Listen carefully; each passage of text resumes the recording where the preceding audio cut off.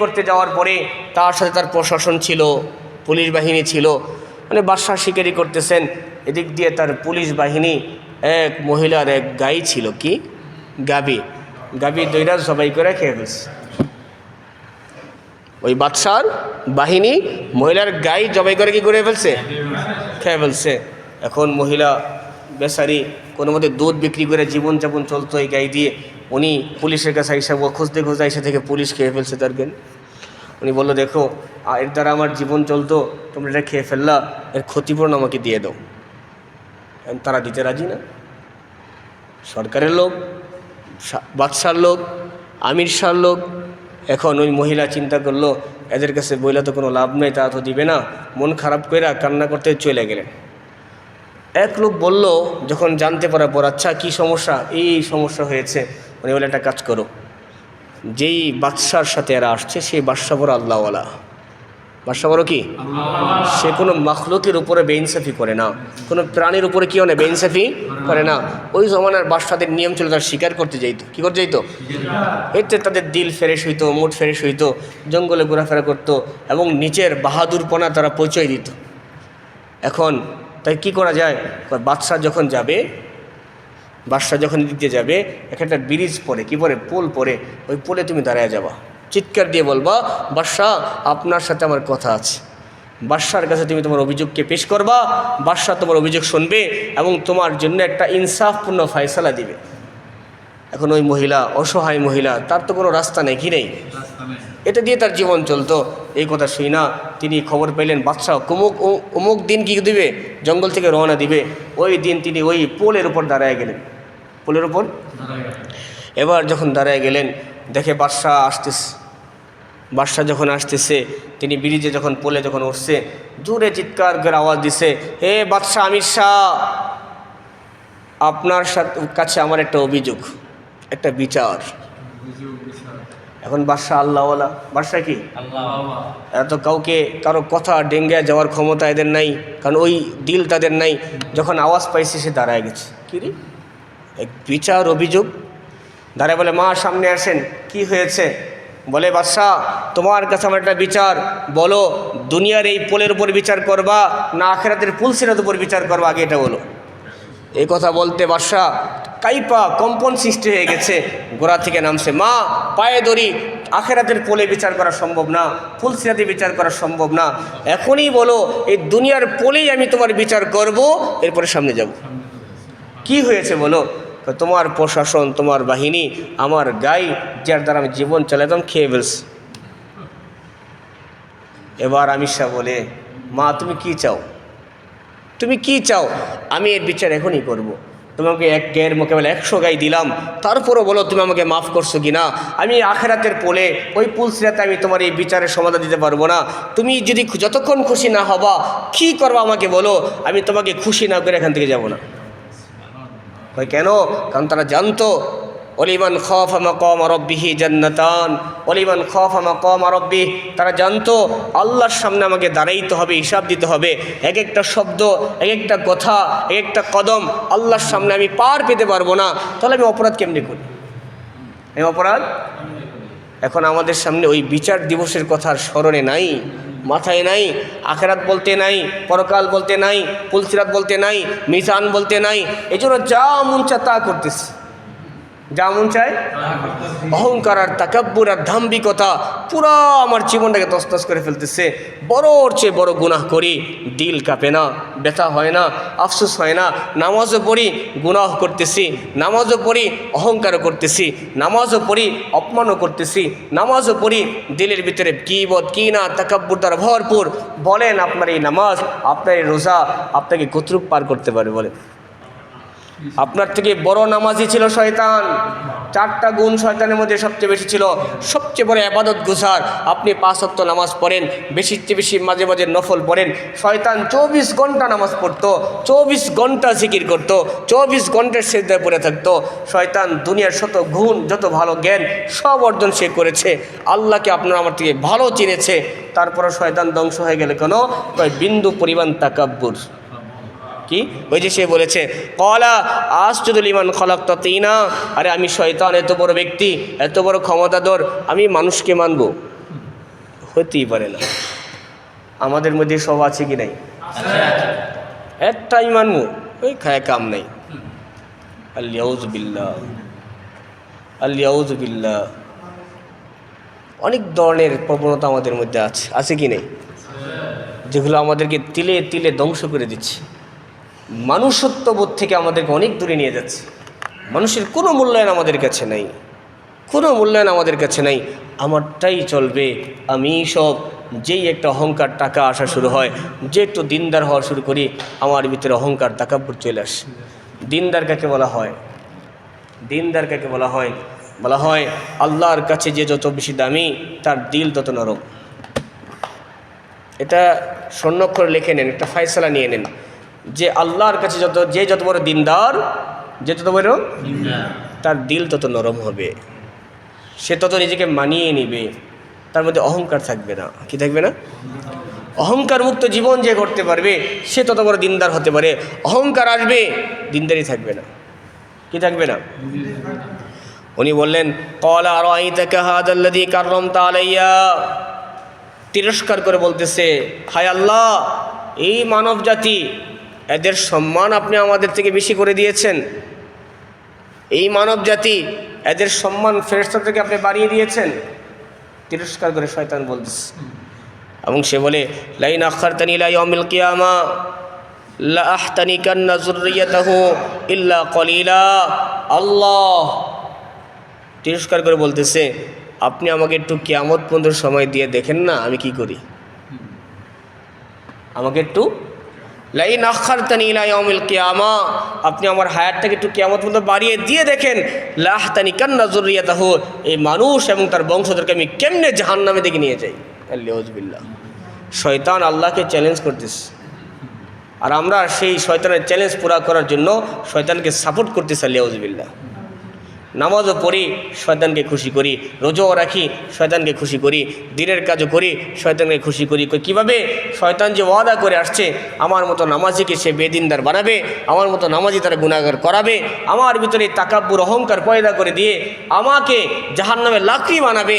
আমি তো মনে করছি আমি বড় নামাজি, আমি বড় দিনদার, আমি বড় কিছু। কিন্তু শয়তান বলে না না, তুমি কিছুই না। তুমি কি না? কেন?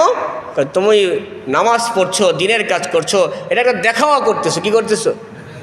তোমার মধ্যে আসল দিনদারি নাই। তোমার দিলের মধ্যে তাকাব্বুর ভরা, অহংকার ভরা, ঘৃণা ভরা, বিদ্বেষ ভরা। তুমি মরলে দেখবা তোমার নামাজ বলতে কিছু ছিল না, দিনদারি বলতে কিছু। তুমি বলতা মনে মনে, আরে আমি তো সবচেয়ে বড়, আমারটাই চলবে। আল্লাহ বলে না, এটা শয়তানের সিফত, শয়তানের গুণ, তাকাব্বুর করা। কি করা? এই জন্য ওমর রাদিয়াল্লাহু তাআলা বলতেন, যে তাকাব্বুর করে, যে নিজেকে বড় মনে করে, যে নিজেকে বড় মনে করে, নিজেকে বড় মনে করতে চায়, আল্লাহ তাআলা তাকে মানুষের নজরে ছোট করে দেয়, এবং মানুষের নজরে একটা কুত্তার যে মূল্য নাই তার থেকে অবমূল্যায়ন তাকে করে দেয়।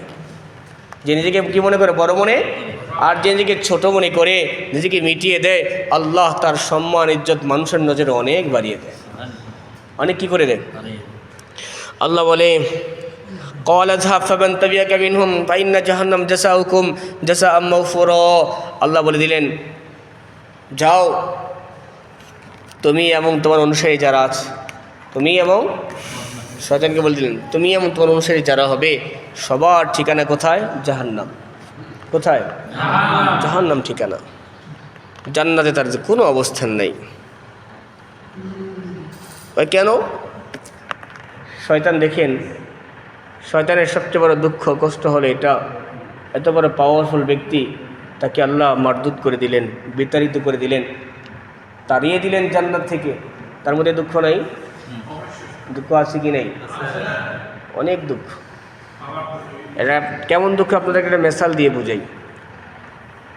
একটা মানুষ অনেক কষ্ট করে মেহনত করে অনেক টাকা অর্জন করেছে, অনেক কি সম্পদশালী হয়েছে, বাড়ি গাড়ি করছে, এবং সে যে এলাকায়, সে এলাকার মানুষের পিছনে অনেক খরচ করছে, অনেক কি রাত দিন দিল খোলা মানুষের জন্য করছে। কাউকে কখনো কোনো জিনিসের মানা করে নেই, যা চাইছে সব তারা দিচ্ছে। কিন্তু কোনো এক কারণে ওই মানুষগুলো তার ওই নেয়ামতের শুকরিয়া আদায় করে নাই, তাকে ওই শহর থেকে তাড়াইয়া দিছে। ওই শহর থেকে তার যে সম্পদ ছিল, তার যে অধিকার ছিল, তার যে এহসান ছিল, সব ভুলে গেছে। সব কি হয়ে গেছে? ওই লোক তো চলে গেছে। তার দিলের মধ্যে বিদ্বেষ বাড়ছে না কমছে? তখন তিলে তিলে বড় করলাম, সব দিলাম, আমার সাথে গাদ্দারি, আমি সুযোগটা পাইলি। সুযোগটা কি? আল্লাহ না করে 20 বছর পর আবার সে সুযোগ পেয়ে গেছে। 20 বছর পরে আবার আগের পজিশনে কি করছে? এবার বলেন তার পজিশনটা কি হবে? কবরে গিয়ে থাকলে কবর থেকে বার করেন, ভাই তুই আগে বারো, তুই আমার সাথে সুযোগ পেয়ে আমার কি আঘাত করছিলি, আমার বিরুদ্ধে চক্রান্ত, লাঠি দিয়ে লটকাবে চৌরাস্তার মাঝখানে, আরে সবাই বলবে ওর শাস্তি এটা, ওই আমার সাথে এমন করছে, পারলে সেটাও করতো। এগুলো বিদ্বেষ। এটা কি? শয়তান যখন এত বড় পাওয়ারফুল ব্যক্তি, সমস্ত ফেরেশতাদের লিডার ছিল, সে যখন আল্লাহ তাকে ধিক্কার দিয়ে তিরস্কার করে জান্নাত থেকে বের করে দিল, তার দিলে কষ্ট নাই? আবার বের করছে কার কারণে? মানুষের কারণে। কার কারণে? এখন সে বলছে এই কথা, অবশ্যই লাহতানিকান্না যুররিয়াতাহু, আল্লাহ চ্যালেঞ্জ করতেছে আপনাকে, আমি আমার সর্বস্ব দিয়ে আপনার এই বান্দা মানুষকে আমি ধ্বংস করে জাহান্নামে নিয়ে যাব। আর আমরা হইলাম সেই শয়তানের চ্যালেঞ্জ পুরা করার জন্য তার সহযোগী হয়ে গেছে। আলিয়াউযুবিল্লাহ। বাস্তব কি বাস্তব না? আমরা কাকে সাহায্য করি? দিনের কাছে সাহায্য করি। দিনের কাজ তো আমার কাছে ভাল লাগে না। কি লাগে না? নামাজ ভাল লাগে না, রোজা ভাল লাগে না, দান খয়রাত ভাল লাগে না, দিনই পরিবেশ ভাল লাগে না, তাফসির এটা তো ভালো লাগেই না, এটা তো ভালো কাজ, এগুলো কি লাগে না? গান বাজনা বড় কি লাগে?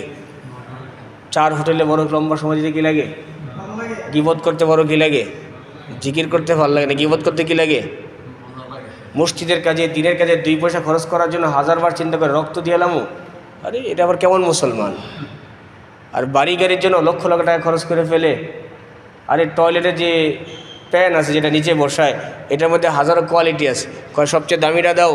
একজনকে হুজুর 40,000 টাকা দা কী লাগাইছি? বাথরুমের ইয়া লাগাইছি। আলিয়াউযুবিল্লাহ। এটাকে ফখর করে। কি করে? যেখানে টয়লেট করবে সেটা দামি লেখায় ফখর করে, আর মসজিদে 2 টাকা দেওয়া, দিনের কাছে 2 পয়সা খরচ করাকে সে লাঞ্ছনা মনে করে। তার জন্য মানে কি? সে জাহান্নাম চায়। কি চায়? শয়তানকে সাপোর্ট করার জন্য সে ফখর মনে করে। কি করে? আর যে ফানি জিন্দিগি, আমার বাড়ি আমার গাড়ি সব দুনিয়াতে থেকে যাবে, মিটে যাবে, ধ্বংস হয়ে যাবে। আরে আমি যেটা আল্লাহকে দিলাম, দিনের কাজে দিলাম, দিনের কাজে দিলাম, ভালো কাজে দিলাম, এটা আমার আখিরাতে থেকে যাবে। আমার তো ফখর করা উচিত ছিল আমি যেটা খাইলাম সেটার উপর না, আমি যেটা গড়ে লাগিয়েছি সেটার উপর না, আমি যেটা বাড়িতে লাগিয়েছি সেটার উপর না, আমি যে জায়গা জমিন করলাম সেটার উপর না, আমি ছেলে সন্তানের পিছনে যেটা খরচ করি সেটা না। আমার ফখর হলো ওইটা, আমার ইনকাম থেকে যেটা আমি মসজিদে দিলাম, মানুষকে দিলাম, দিনের জন্য দিলাম, আল্লাহর জন্য দিলাম, সেটার উপর আমার ফখর করা দরকার ছিল। এর দ্বারা আমি আখিরাতে পার পাবো। আর বাকি আমার কোটি টাকার যে বাড়ি গাড়ি, এটা আমার 2 পয়সার কোনো লাভ হবে না। হবে?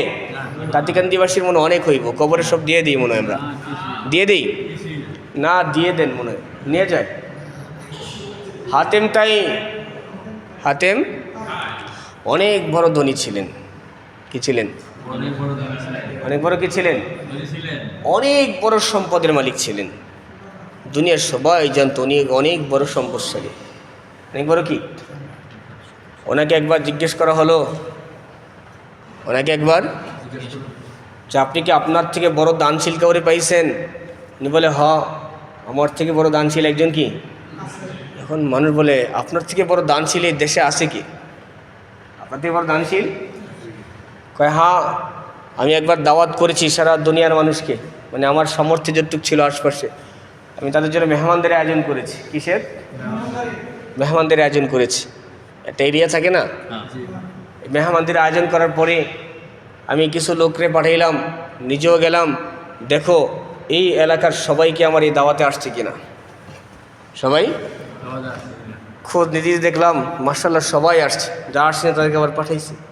হঠাৎ দেখি এক বুজুর্গ, সে আমার দাওয়াতে আসে না। কি বাবাজি?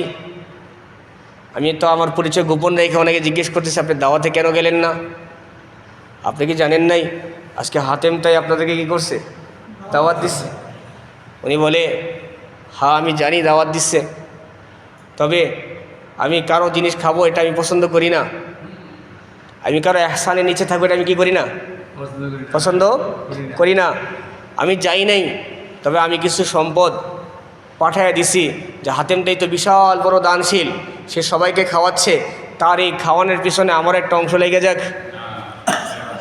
আমি গরিবের একটা অংশ কি, আমি তো সারা দুনিয়াকে খাওয়াইতে পারবো না, কিন্তু হাতেম তাইয়ের এই খরচের সাথে আমার একটা অংশ কি লেগে যাক।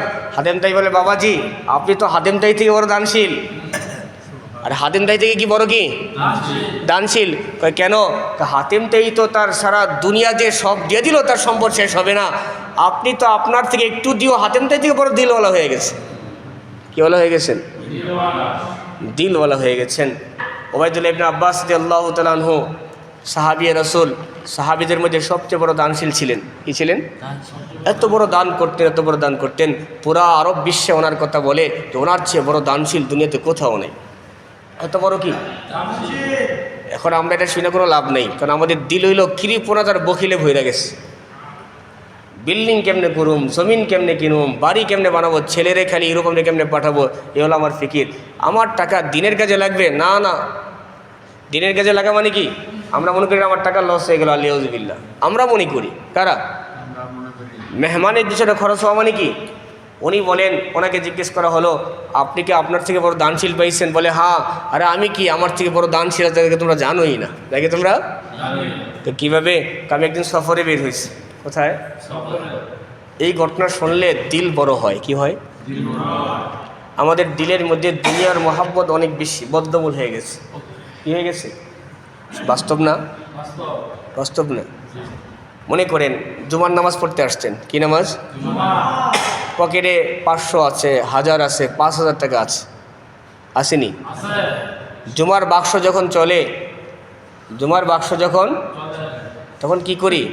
5000 থেকে 1000 টাকা নোট দেই, 500 থেকে 400 টাকা দিয়ে এলাই। কয় টাকা দিই? 10 টাকা দিই। 5000 থেকে কত দেই? হাইসেন না আপনার পরিচয়। আপনি 100 থেকে কত 10 টাকা দেন, 5000 থেকে ওই 10 টাকা নোটটাই খুঁজে বের করি। এর মানে কি? আপনি বড় তুচ্ছ, বড় লাঞ্ছিত, বড় অপমানিত। আল্লাহর ঘরে এত টাকার পরে আপনি সবচেয়ে ছোটোটা দিচ্ছেন, সবচেয়ে কি দিচ্ছেন? একটু ভাইবা দেখেন, আল্লাহ আপনাকে সম্পদ দিল, আল্লাহর ঘরে দিচ্ছেন সবচেয়ে কি? আবার না থাকলে ভাঙ্গায়ও নেয়নি। 1000 টাকা দিয়ে 990 টাকা নেয় কি নেয় না? তো উনি বলে আমাদের দিল তো অনেক ছোট। আমাদের দিল কি? আমরা অল্প দিয়ে মনে করি অনেক দিয়ে ফেলছি। অল্প দিয়ে দিনের কাজে খরচ কইরা যে নিজেকে এটাকে জুলুম মনে করে, যে এটাকে বেশি মনে করে, সে দুনিয়ার মধ্যে বড় কাঞ্জুস, বড় বখিল। তার মতো কৃপণ দুনিয়াতে নাই। আল্লাহ এই কৃপণ নামাজি আর তাহাজ্জুদ গুজার হইল, আল্লাহ বলে আমার দুশ্মন, কারণ সে কৃপণ। কৃপণের সাথে, বখিলের সাথে আল্লাহর কোনো বন্ধুত্ব নাই, আর দানশীলের সাথে আল্লাহর কোনো দুশ্মনী নেই। হাদিসের কথা। কিসের কথা? রাসূল কারীম সাল্লাল্লাহু আলাইহি ওয়াসাল্লাম বলেন, আস-সাখিয়্যু করিবুম মিনাল জান্নাহ ওয়া বাঈদুম মিনাল্লাহ। দানশীল কাকে বলা হয় আর বখিল কাকে বলা হয়, সংজ্ঞা আগে শোনেন। দানশীল আর বখিল চিনেননি? চিনেন না কেউ? তো আজকে শোনার পরে বিবেচনা করবেন, আপনি কি দানশীল না বখিল? করবেন নি? কথা বলে না। আজকের এই কথা শোনার পরে নিজেকে বিচার করবেন, আমি কি দানশীল না আমি বখিল? বলা হয় যেই ব্যক্তি নিজের সর্বস্ব লুটিয়ে দেওয়ার পরে, আল্লাহর জন্য সব খরচ করে দেওয়ার পরে মনে করে আমি কিছুই করতে পারলাম না আল্লাহর জন্য, দিনের জন্য। এর মানে এক কথায় এক মানুষ সে একদিন 1000 টাকা ইনকাম করে। কয় টাকা? 1000 টাকা ইনকাম করার পরে 100 টাকা পরিবারের জন্য রাইখা 900 টাকা আল্লাহকে দিয়ে দিল, দিনের রাস্তায় দিয়ে বলে, আল্লাহ আমি তো কিছুই দিতে পারলাম না, আমি তো উচিত ছিল সব দিয়ে দেওয়ার, কিন্তু আমি পারি নাই, বড় আফসোস, দিনের জন্য করতে পারলাম না, আর এখানে দিলেই তো আমার আখিরাতে হইতো। আল্লাহর হাবিব বলে এই হলো দানশীলের পরিচয়। সব বিলীন করে দেওয়া বলে আমি কিছুই দিইনি, আফসোস করে দিতে পারলাম না। হায়, আরে ফ্যামিলির পিছনে, ঘর বাড়ির পিছনে, এ তো আমার দুনিয়াতে থাকবে, আমি আখিরাতে দিতে পারলাম না। এই হলো দানশীল। আর বখিল কাকে বলা হয়? 1000 টাকা দৈনিক ইনকাম কইরা 10 টাকা দিয়ে ফেলে, অনেক দিয়ে ফেলছি, বারবার খালি টাকা, দুদিন পর পর টাকা, খালি টাকাই খালি মানুষেরই দিব। এর আল্লাহর হাবিব বলে সে হলো বড় বখিল। অল্প দিয়ে মনে করে অনেক দিয়ে ফেলছি, না দিয়ে মনে করে অনেক দিয়ে ফেলছি, সে হলো বড় বখিল। এবার মিলান, আপনি কি দানশীল না বখিল? আমরা একটা কথা আগেও বলছিলাম, যেই পরিমাণ সম্পদ আল্লাহ আপনাকে দিচ্ছে তার কয় % আপনি দিনের জন্য খরচ করতে পারেন? আজকে বললাম টয়লেটের ভিতরে, কিসের ভিতরে? টয়লেটের ভিতরে একটা দামি কল লাগাইতে পারলে মনে করে ফখর করে। কি করে? কি করে? দরকার নাই, সেখানে 20 টাকার একটা কল হইলো চলে, 40 টাকা একটা হইলো কি, সেখানে 5,000 টাকা একটা কল লাগায় মনে করে মাশাল্লাহ অনেক বড় দামি কল লাগাইছি। আর মসজিদে 2 টাকা দিয়ে কয় অনেক দিয়ে নিস, প্রতিদিনই চায়, সব একই দিয়ে এলাম। আবার অনেক মুসল্লি কি বলে, কয় রক্ত নাকি খালি দিয়ে এলাম, বলে কি বলে না, কি কয় টাকা কামাইতে কি লাগে, রক্ত লাগে, রক্ত খালি কি দিয়ে, রক্ত কি মানুষের দেওয়া যায়? আল্লাহুযুবিল্লাহ। দিল কোথায় চলে গেছে?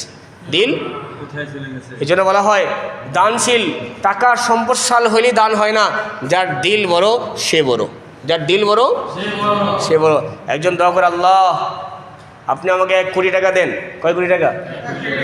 আমি 5 লাখ টাকা মসজিদে দেবো। কয় লাখ টাকা? আল্লাহ বলে, আরে আমার বান্দা নালায়েক, তুই চাইতে গিয়েও বকিলামি করলি, চাইতে গিয়েও কি তোর আমি 1 কোটি টাকা দিলে তুই 5 লাখ টাকা মসজিদে দিবি, 95 লাখ তোর। তুই এটা কইতে পারতি, আল্লাহ 1 কোটি টাকা দেন, 95 লাখ মসজিদ দেবো, 5 লাখ আমার, তারপর তো 5 লাখ পালি। তুই চাইতে গিয়েও কি কৃপণতা। দিনের মধ্যে অনেক লোক এরকম আছে, আমি করব না, কেউ করতেছে, আমার শরীর জ্বলতেছে। আরে সম্পদ আবার মানুষকে খাওয়ায় কেমনে? সম্পদ মানুষের পিছনে খরচ করে কেমনে? আর টাকা মানুষকে দেওয়া যায়? আল্লাহুযুবিল্লাহ। হাদিসের ভাষায় আসছে বখিল 2 প্রকার। কয় প্রকার? 2 প্রকার। 1 প্রকার বখিল, সে নিজেও খরচ করে না, কাউকে খরচ করবে সেটা তার সহ্য হয় না, শৈল তার মেস করে গুসায় রাগ হয়ে যায়, মানুষ কেন খরচ করবে? নিজেও করবে না, আরেকজন করবে, সেটা কি হয় না? এই ধরনের বখিল অনেক বেশি, অনেক কি নিজেও করবে না, একজনকে করতে দিবে না। ছেলে করবে, বাবা মুখ বানায় বসে আছে, না কেন করব? অনেক ছেলে আছে বাবাকে না জানা দান করে, কি লিগা? বাবায় জানলে দিতে দিব না। অনেক ছেলে আছে বলছে বাবা 5,000 টাকা মসজিদে দিয়ে দিয়েন, বাবা 2,000 দিয়ে 3,000 মেরে দিচ্ছে। আরে আসেনি? কেন হইল এটা? কেন হইল এটা? এটা হলো দিল ছোটোর পরিচয়। বলা হয় যখন আল্লাহ রাব্বুল আলামিনের আযাব আসে, আল্লাহর আযাব আসার কারণ হলো যখন মানুষের দিল ছোট হয়ে যায়, কৃপণ হয়ে যায়, বখিল হয়ে যায়, তখন আল্লাহর গজব আসে। কি আসে? কৃপণ মানুষ তখন হয় যখন সে দুনিয়াকে বড় মনে করে, দুনিয়াকে। ওবায়দুল্লাহ ইবনে আব্বাস বলে, আমি একদিন সফরে বের হয়েছি, রাস্তায় বৃষ্টি শুরু হয়ে গেছে। কি শুরু হয়ে গেছে? আমি চিন্তা করলাম, আমি পাশে একটা ঘর ছিল, সেখানে গিয়ে বললাম আপনার বাসায় মেহমান হইতে চাই। কি হইতে চাই? তো উনি বলে, মেহমান তো বরকত। মেহমান কি? মেহমান কি? বরকত নিয়ে আসে। তো কীভাবে? এক সাহাবী, ওনার বাসায় রাসূল আসছেন। কি আসছেন? তো আসার পরে রাসূল করিম সাল্লাল্লাহু আলাইহি ওয়াসাল্লাম বলছেন হাদিসে, মেহমান কি নিয়ে আসে? বরকত নিয়ে আসে, আর ঘর থেকে বেবরকতি বের করে নিয়ে যায়। এটা হাদিসের কথা।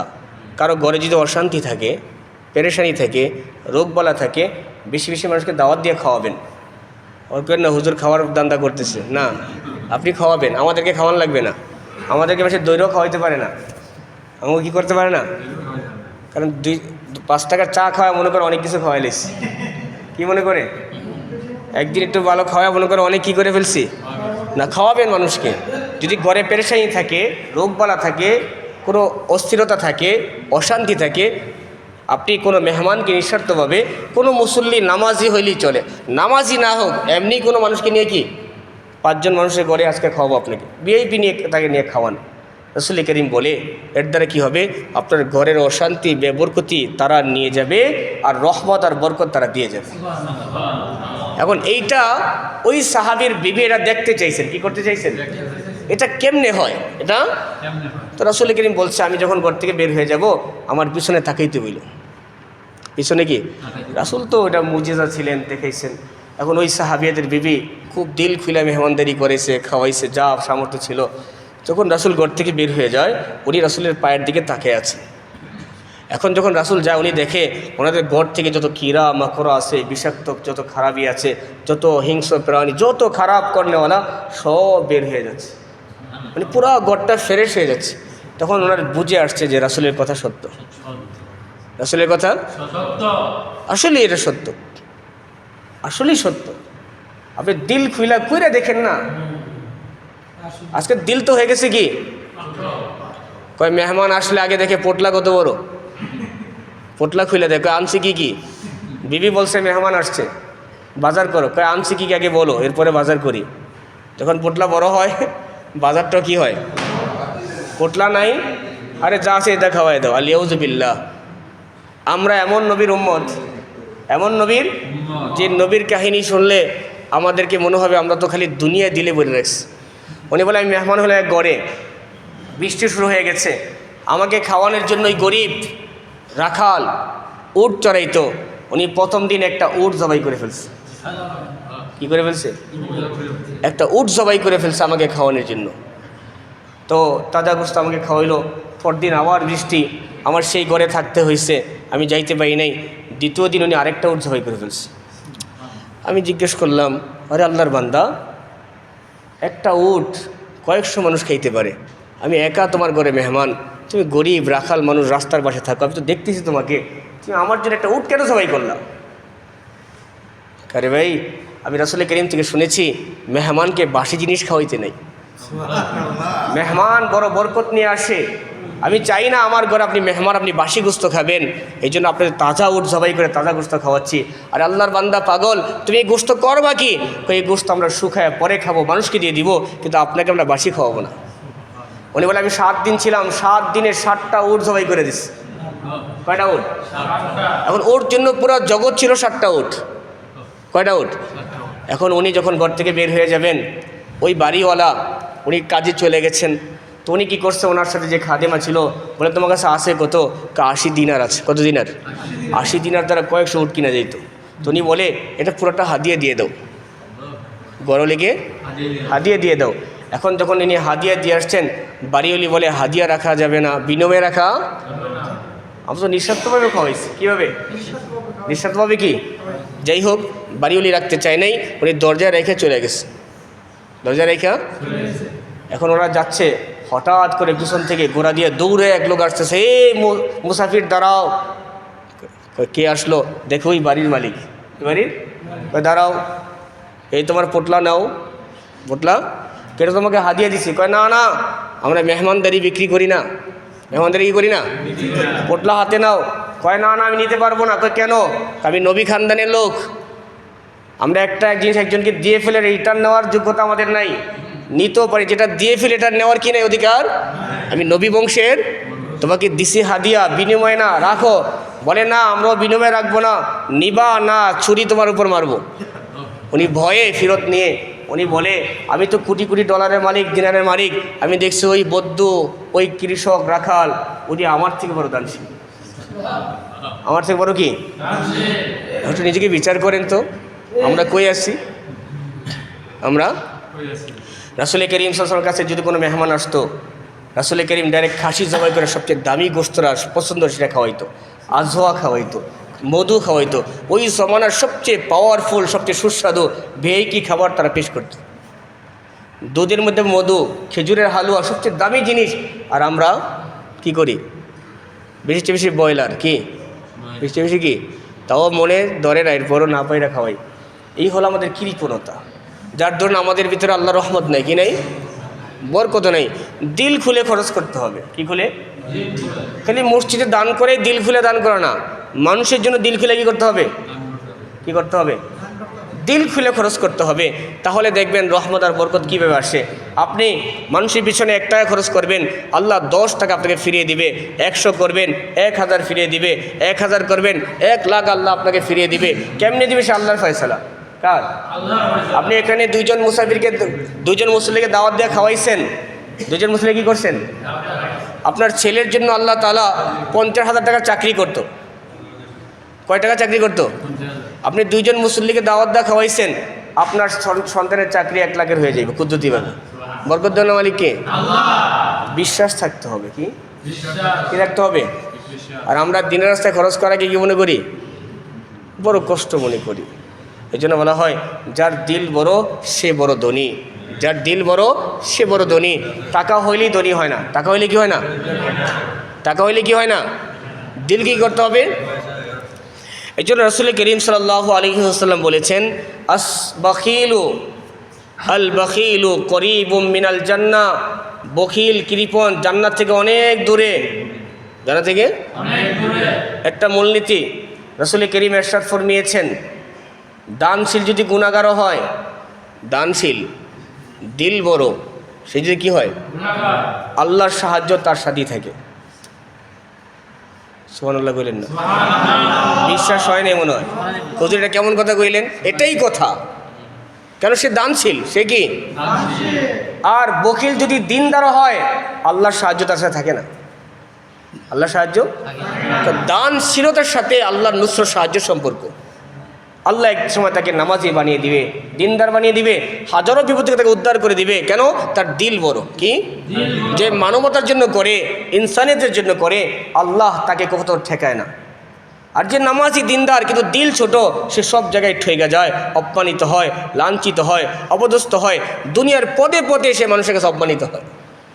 আর যে দানশীল সে কোথাও অপমানিত হয় না, আল্লাহ তাকে বাঁচায় নিয়ে যায়। এই জন্য বলা হয় দানশীল হতে হবে। কি? দানশীল হতে হলে কী করতে হবে? নিজের সামর্থ্য অনুযায়ী আল্লাহর রাস্তায় মানুষের জন্য, দিনের জন্য খরচ করতে হবে। মানুষের জন্য পারেন বা না পারেন, নিজের ফ্যামিলির জন্য করতে হবে। কির জন্য? কার জন্য? ফ্যামিলি, পরিবারকে দিল খুলে খাওয়াইতে হবে। সম্পদ রেখে কী করবেন? কথা বলেন না। সম্পদ রাইখা জবায় কি করবেন? লাখ লাখ টাকা জবায় আর বাড়িগিরি করে কি করবেন? ফ্যামিলিকে একবেলা ভালো খাওয়াইতে পারেন না, ভালো বাজার করতে পারেন না। আপনার বাচ্চার মন চায় ভালো মাছ খাইতে, ভালো খাইতে, আপনি বাজারে গিয়ে নর্মাল জিনিস কিনে আনতেছেন, এই টাকাটা করবেনটা কি? আর জমিন কিনে আপনার লাভ কি কবর নিতে পারবেন? বাড়ি করে আপনার লাভ কি কবর নিতে পারবেন?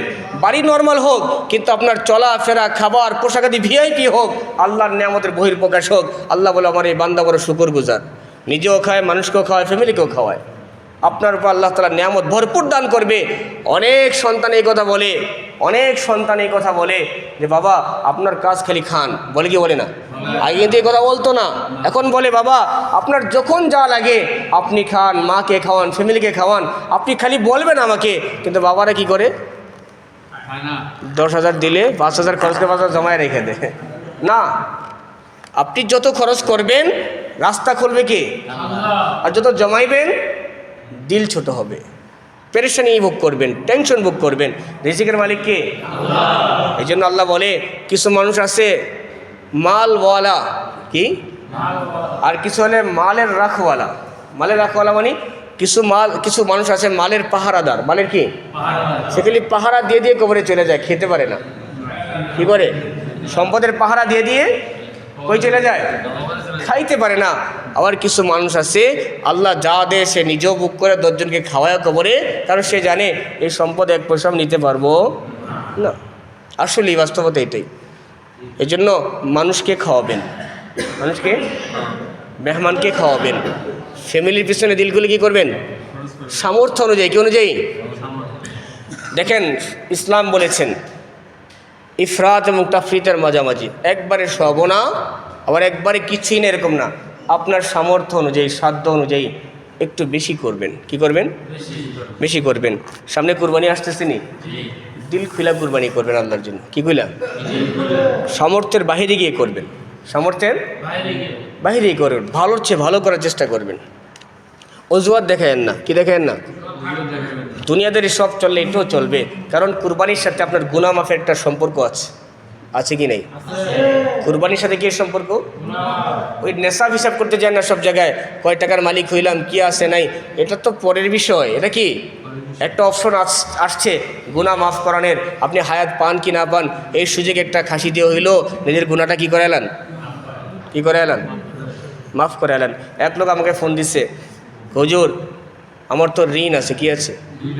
ঋণ আছে, কুরবানি করার ইচ্ছা আছে, কিন্তু কুরবানি করতে গেলে চাপ হয়ে যায়। আমি বললাম কুরবানি তো গুনাহ মাফের একটা ওয়াদা আছে, ঋণ থাকবে, ঋণ আরও করে নাও, আল্লাহর জন্য করে দাও।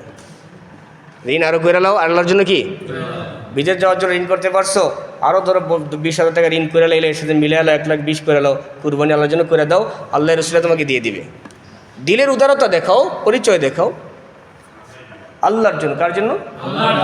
কৃপণতার সাথে আল্লাহর কোনো সম্পর্ক নেই, দানশীলের সাথে আল্লাহর সাহায্য আছে, সম্পর্ক আছে। আল্লাহ বলে দেখেন, ওয়াস্তাফজিজ মান ইসতাতা মিনহুম বিসাউতিকা ওয়াজলিব আলাইহিম বিখাইলিকা ওয়া রুজিলিকা ওয়াশারিকহুম ফিল আমওয়াল ওয়াল আওলাদ ওয়াইদহুম ওমা ইয়াইদুহুমুশ শাইতানু ইল্লা গুরুরা।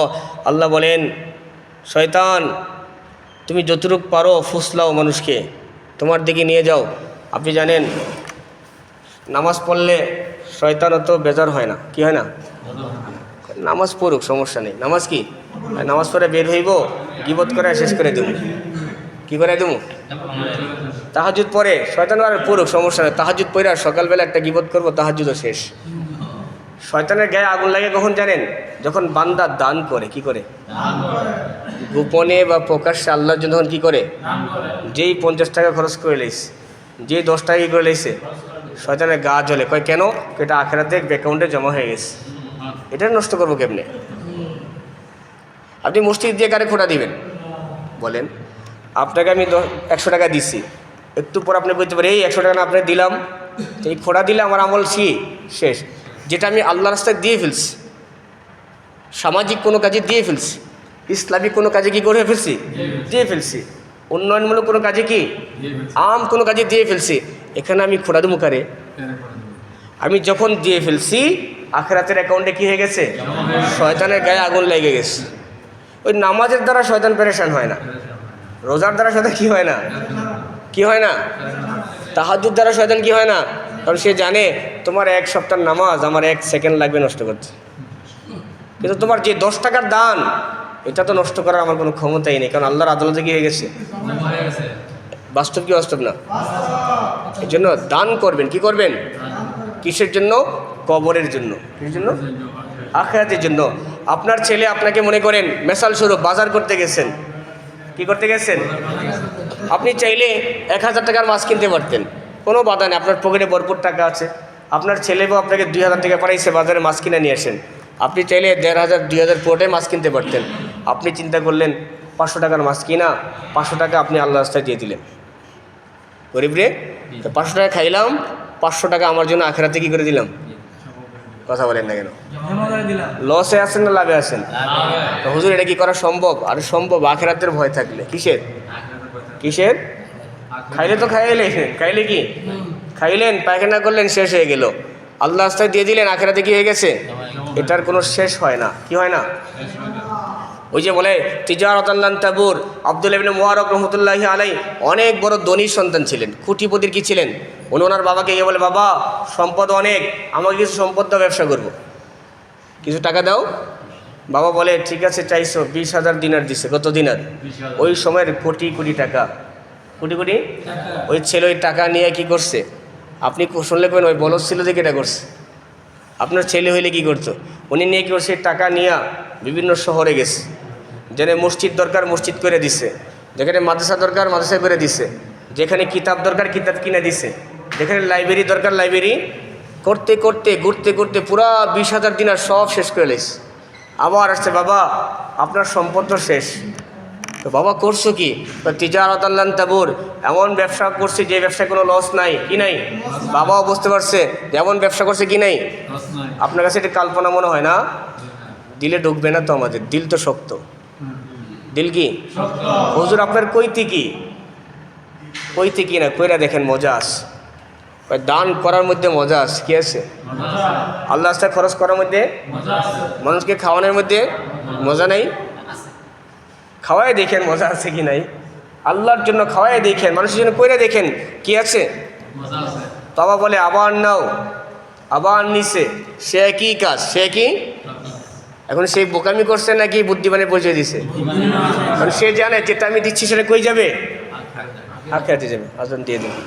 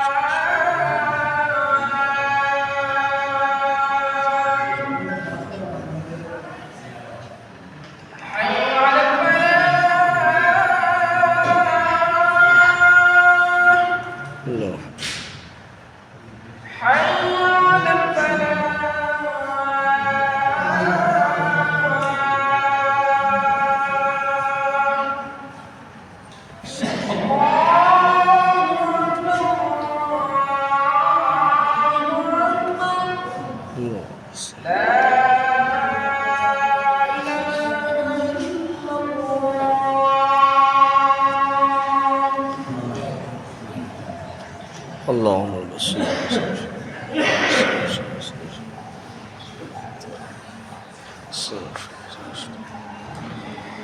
اللهم صل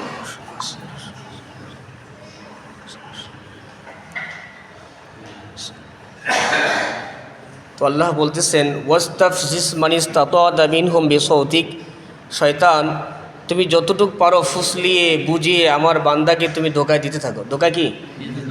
যেভাবে পারো। ওয়াজিলিব আলাইহিম বিখাইলিক অরজিলিকা ওয়াশারিকহুম ফিল আমওয়াল,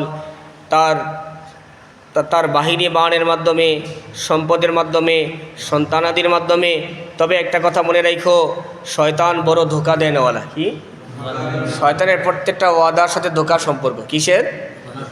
এরপর আল্লাহ বললেন ইন্না ইবাদি লাইসা লাকা আলাইহিম সুলতান ওয়া কাফা বিরাব্বিকা ওয়াকিলা, তবে আমার কিছু বান্দা আছে, আমার কিছু তুমি তাদেরকে যতই ধোঁকা দেখাও তাদের দিলে ধোঁকা ঢুকবে না।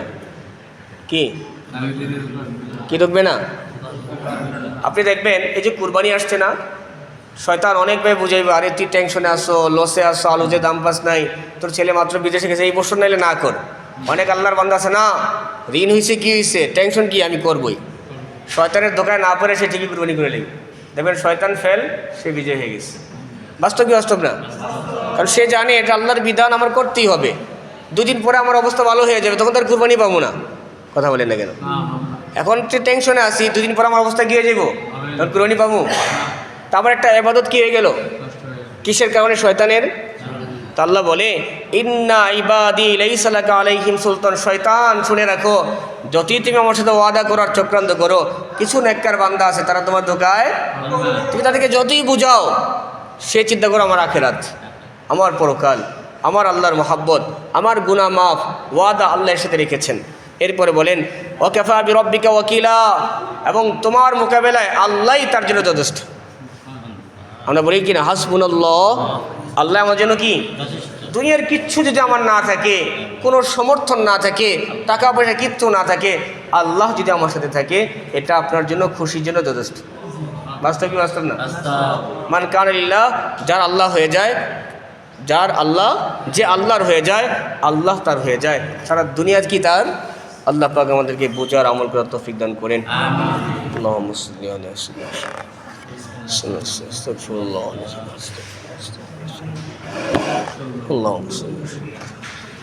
ও আমাদের দেওয়ানকান্দির এক যুবক আজকে মেহমানদের আয়োজন করেছেন, ছেলেটা বাহিরে যাবে, আপনাদের কাছে দোয়া চেয়েছেন।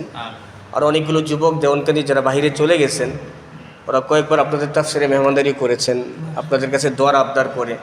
কিছু ছেলে লাইনে আছে আবার যাবে। আজকেও একটা ছেলে আয়োজন করেছেন, ও হয়তো বা যাবে। আমাদের গ্রাম সবার জন্য আমরা কী করবো? এই যুবকগুলো মার্শাল্লাহ বারো একটা উদ্যমী, আগ্রহী, তাই জন্য দোয়া করো। তারা ভালো থাকলে আল্লাহ তাআলা তাদেরকে দিনের কাজে লাগায় রাখলে দিনের অনেক কাজ হবে। দিনের কি হবে? বিশেষ করে দেওয়ানকান্দি গ্রাম প্রায় 40-50 যুবক আছে, তাদের দ্বারা দেওয়ানকান্দি অনেক কাজ করা যায়। অনেক কি আজকে ছেলেগুলো আমাদের তাফসীরের সাথে জড়িত, যোগাযোগ রাখে। আশপাশের গ্রামে এরকম আছেন। যুবক যদি দাঁড়ায় যায়, ওই সমাজ দিনের পর এমনি চলে আসবে। আপনি আমি হয়তো চলে যাব, মুরব্বী মানুষ কি, যুবক যদি দিনদার হয় পরবর্তী প্রজন্ম দিন পাবে। কী পাবে? আমাদের বয়সের মানুষ যদি দিনদার হয় পরবর্তী প্রজন্ম কী পাবে? এই জন্য তাদের জন্য দোয়া করা, আমাদের যাদের আত্মীয় দেশের বাহিরে তাদের জন্য দোয়া করা। আল্লাহুম্মা আনতাস সালাম ওয়া মিনকাস সালাম তাবারাকতা ওয়া তাআলাইতা ইয়া জাল জালালি ওয়াল ইকরাম। রব্বানা আতিনা ফিদ দুনিয়া হাসানাতাও ওয়া ফিল আখিরাতি হাসানাহ ওয়া কিনা আযাবান নার। ربنا ظلمنا أنفسنا وإن لم تغفر لنا وترحمنا لنكونن من الخاسرين يا أرحم الراحمين রব্বাল আলামিন। পরওয়ারদিগার মাওলা, গুনাহগার বান্দা মাগরিব থেকে নিয়ে শারাজান পর্যন্ত তোমার কালামুল্লাহ শরীফ সম্পর্কে কিছু কথা বলা হলো, শোনা হলো। আল্লাহ রাসূল করে আমাদের জীবনের গুনাহ খাতাগুলো মাফ করে দাও। আল্লাহ আমাদের সকলকে তোমার নেককার মুত্তাকি বান্দা হিসেবে কবুল করে নাও। আল্লাহ কোরআনে কারীমের প্রত্যেকটি বিধানকে মেনে চলার তৌফিক দান করো। আল্লাহ কোরআনকে উসিলা করে আমাদের পিতামাতা কবরবাসীকে ক্ষমা করে দাও। আল্লাহ আমাদের আত্মীয় স্বজন মুরব্বিয়ানে কেরাম তাদের কবরগুলোকে জান্নাতের বাগান বানিয়ে দাও। আল্লাহ আমাদের মধ্যে যারা অসুস্থ আছে তাদেরকে তুমি শেফা দিয়ে দাও, নেক হায়াত দান করে দাও। বাসা বাড়িতে মা বোন যারা অসুস্থ তাদেরকে তুমি শেফা দিয়ে দাও, সুস্থতার নিয়ামত দান করে দাও। আল্লাহ বিশেষ করে যে কথাগুলো বলা হয়েছে কথাগুলোর উপর আমল করার তৌফিক দান করো। আল্লাহ জানি না কার কখন মৃত্যু চলে আসে। আল্লাহ এই আমলগুলো তো মৃত্যুর পরের জিন্দেগির জন্য, আখিরাতের জন্য, পরকালের জন্য। আল্লাহ কবর এবং পুলসিরাত এবং কিয়ামতের ময়দানে এই তাফসীর উসিলা করে আমাদের জন্য নাজাত এবং মাগফিরাতের ফয়সালা করে দিও। আল্লাহ এই তাফসীরগুলো তো একমাত্র তোমার মহব্বতে, তোমার ভালোবাসায় তোমার বান্দারা শুনে থাকে। আল্লাহ এর উসিলা করে পরকালে আমাদের সকলের জন্য নাজাতের ফয়সালা করে দিও। আল্লাহ বিশেষ করে আমাদের পেরেশান লোকগুলোর পেরেশানিগুলো দূর করে দাও, সমস্যার সম্মুখীন লোকগুলোর সমাধান দিয়ে দাও। আল্লাহ সামনে কুরবানি আসতেছে, তোমার মহব্বতে ভালোবাসায় একমাত্র লিল্লাহিয়াতের জন্য কুরবানি করার ব্যবস্থা করে দাও। আল্লাহ আমাদের তো কোনো শক্তি নাই, সামর্থ্য নাই, কোনো যোগ্যতা নাই। তুমি চাইলেই আমরা পারবো, তুমি চাইলেই আমাদের যোগ্যতা হবে, সামর্থ্য হবে। আল্লাহ তুমি তোমার মহব্বতে ভালোবাসায় দিনই কাজগুলো করার তৌফিক দান করো। আল্লাহ বিশেষ করে তোমার এক বান্দা, সেও ইটালি যাওয়ার জন্য কাগজপত্র জমা দিয়েছে। আজকে সে আমাদের কাছে দোয়ার আবদার করেছে, মেহমানদারি আয়োজনও করেছে। আল্লাহ তোমার এই বান্দার যুবক দিনেকে বহুত মহব্বত করে, আলেম ওলামাকে বড় মহব্বত করে, তার এই মহব্বতের উসিলা করে তার পিতা মাতাকে দিনদার বানিয়ে দাও, নেককার বানিয়ে দাও। আল্লাহ এই যুবক এবং আশপাশে যত যুবক আছে, যত গ্রামের যুবক আছে, প্রত্যেকটা যুবককে দিনের সৈনিক হিসেবে কবুল করো, ইমাম মাহদির সৈনিক হিসেবে কবুল করো। আল্লাহ আমাদের গ্রামের যুবক, দেওয়ানকান্দি গ্রামের যুবক, আশপাশ গ্রামের যুবক, তারা বড় মহব্বত করে। আল্লাহ প্রত্যেকটা যুবককে দিনের কাজের সাথে লাগিয়ে রাখো, তাদের দিলগুলো দিনের সাথে মিলিয়ে দাও, তোমার হাবিবের সৈনিক হিসেবে কবুল করো। আল্লাহ হালাল উপার্জনের মাধ্যমে দিনের খেদমত করে দেওয়ার তৌফিক দান করো। আল্লাহ অনেকগুলো যুবক ইটালির পথে রওনা দিয়েছে বা দিবে, তাদের সকলকে তাদের গন্তব্যে পৌঁছার ব্যবস্থা করে দাও। আল্লাহ আমাদের গ্রামে কিছু যুবক লিবিয়াতে আছে। আল্লাহ আমার বাতিজা এবং জয়নাল, তারাও লিবিয়াতে অনেক দিন ধরে আছে। আল্লাহ তুমি তাদেরকে তাদের গন্তব্যে ইটালির জমিনে পৌঁছার ব্যবস্থা করে দাও। আল্লাহ দেওয়ানকান্দি গ্রাম, আশপাশে গ্রাম অনেকগুলো যুবক সেখানে আছে। মাওলা প্রত্যেকটা যুবককে তুমি তাদের গন্তব্যে পৌঁছার ব্যবস্থা করে দাও। আল্লাহ তোমার এক বান্দা যুবক, সেও যাওয়ার নিয়ত করেছে। মাওলা সে বড় আশা করে আমাদের কাছে দোয়ার আবদার করেছে। আল্লাহ আমাদের এই মেহনত যদি তোমার কাছে কবুল হয়ে থাকে, তোমার জন্য হয়ে থাকে, তোমার এই বান্দা যুবক তাদের গন্তব্যে পৌঁছার ব্যবস্থা করে দাও, সকল রাস্তাগুলোকে সহজ করে দাও। অনেকের ঘরে যুবক সন্তান, কোনো কর্মের ব্যবস্থা নাই। মাওলা প্রত্যেকটি যুবকের জন্য কর্মের ব্যবস্থা তুমি করে দাও। আল্লাহ যুবকগুলোকে তুমি নামাজি দিনদার বানিয়ে দাও, তোমার হাবিবের সৈনিক হিসেবে কবুল করে নাও। আল্লাহ সমাজের যুবক যদি দিনকে আঁকড়িয়ে ধরে সেই সমাজ দিনদার হয়ে যায়। আল্লাহ তুমি তো বলেছো, তোমার হাবিবও বলেছে যুবকদের আবাদত নাকি তোমার কাছে কবুল হয়। যুবক যখন তার অর্থ দিয়ে সামর্থ্য দিয়ে দিনের কাজ করে তোমার কাছে নাকি সেই কাজগুলো বড় কবুল হয়ে যায়। আরশের ময়দানে তুমি নাকি এমন যুবকদেরকে আশায়া দিবা যে যুবক তার জওয়ানিতে গুনাহ করার শক্তি থাকার পরেও দিনের কাজ করে, নামাজ পড়া ছাড়ার শক্তি থাকার পরেও নামাজ পড়ে, দিনের জন্য যারা কাজ করে মাওলা তাদের কাজকে তুমি কবুল ও মঞ্জুর করে নাও। আল্লাহ আমাদের মুসল্লিয়ানে কেরাম মুরব্বিয়ানে কেরামের আখিরাতকে তুমি সুন্দর করে দাও, পরকালের জন্য আমল করার তৌফিক দান করো। আল্লাহ যতদিন বাঁচিয়ে রাখবে ঈমান ও আমলের উপর বাঁচিয়ে রাখো। যখন হায়াত শেষ হয়ে যাবে মাওলা ঈমানের সাথে আমাদের সকলকে তুমি কবুল করে নিও।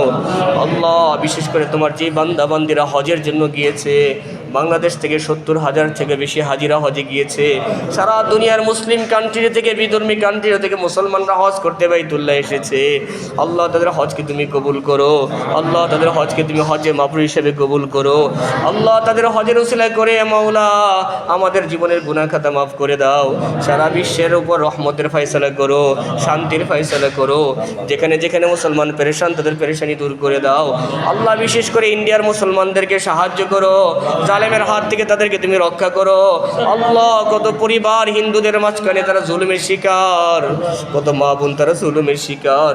আল্লাহ তুমি আমাদের তাফসীরের উসিলা করে সেই ইন্ডিয়ার বাঙ্গাল, কলকাতা, উড়িষ্যা, বিহার, আসাম এবং তাদের প্রান্তরে যে দুর্বল দেশগুলো, যে দুর্বল স্টেটগুলো আছে আল্লাহ সেখানকার মুসলমানদের সহায়ক হয়ে যাও। আল্লাহ হিন্দুদেরকে জালিমের হাত থেকে বাঁচাও। হিন্দুদের মধ্যে যারা জালিম আছে মাওলা তাদের হাত থেকে আমাদের মুসলমান সন্তানদেরকে তুমি বাঁচাও। আল্লাহ হিন্দুদের দিলগুলোকে নরম করে দাও, তাদেরকে মুসলমানের সাথে মিলেমিশে বসবাস করার তৌফিক দান করে দাও। আল্লাহ সেখানকার রাষ্ট্রীয় পর্যায়ে যারা আছে তাদেরকে সহনীয় হয়ে মুসলমানদের সাথে বার্তাও করার তৌফিক দান করো। আল্লাহ সেখানে অনেক ভালো মানুষ আছে মাওলা, তাদের উসিলা করে সেই হিন্দুস্তানের মুসলমানদের উপর রহম নাজিল করো, বরকত নাজিল করো। জালিমদেরকে হেদায়েত থাকলে দিয়ে দাও, অন্যথা ধ্বংস করে দাও। আল্লাহ আমাদের দেশের উপর রহম নাজিল করো, বরকত নাজিল করো। যেখানে যেখানে অনাকাঙ্ক্ষিত ঘটনা ঘটছে মাওলা সেই ঘটনা থেকে বাংলাদেশকে বাঁচাও, বাংলাদেশের উপর রহমত নাজিল করো, বরকত নাজিল করো। সকল দেশবাসীকে মিলেমিশে বসবাস করার তৌফিক দান করো। এক মুসলমান হিসেবে, ইমানদার হিসেবে সমাজে বসবাস করার তৌফিক দান করো। আল্লাহ যা কিছু চাইলাম তাও দান করো, যা চাইতে পারি নাই কল্যাণ কর তাও তুমি আমাদেরকে দান করো। রব্বানা তাকাব্বাল মিন্না ইন্নাকা আনতাস সামিউল আলিম ওয়া তুব আলাইনা ইন্নাকা আনতাত তাওয়াবুর রহিম। সুবহান রাব্বিকা রাব্বিল ইজ্জাতি আম্মা ইয়াসিফুন ওয়া সালামুন আলাল মুরসালিন ওয়ালহামদুলিল্লাহি রাব্বিল আলামিন।